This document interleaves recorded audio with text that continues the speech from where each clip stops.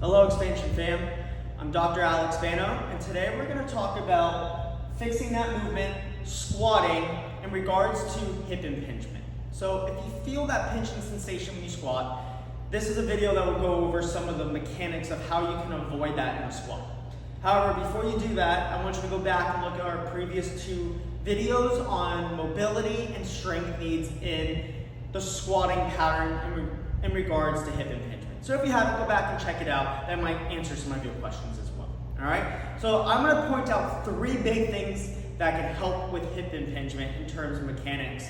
There's 1,000 things to look at in regards to breaking down the squat. So we're going to focus on three things. If you have any questions, reach out to me in regards to your squatting pattern. All right. I would say the three biggest things are such. Number one, foot position.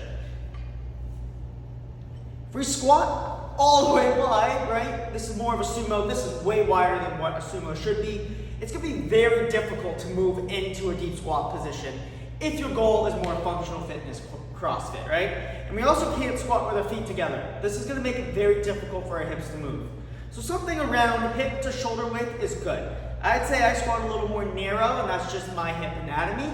And that's another thing. Hip anatomy does play a part in this. So find something between hips and shoulder. You're going to hit the majority of where most of you should be. All right? Next, we're going to talk about bracing.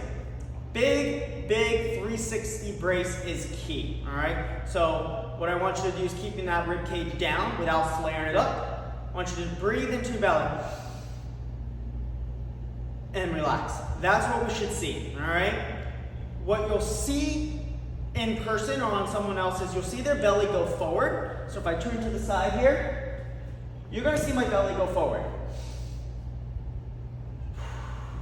All right, that tells me I'm getting the breath into the right spot. The other key performance indicator is where the chest position goes. Does your chest go up? This usually tells me we're breathing into the wrong spot. So I want you to keep that rib cage down by squeezing the abs slightly and then breathe in. And then you can brace down even further from there.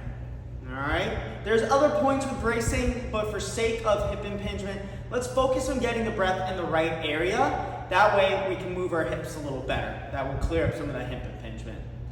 Lastly, shin angle. This one's a little tougher, so you need to go from the side, getting into that appropriate foot position, taking that good 360 breath into my belly, not my chest, bracing down. When I squat down, my torso angle should look very similar to my shin angle.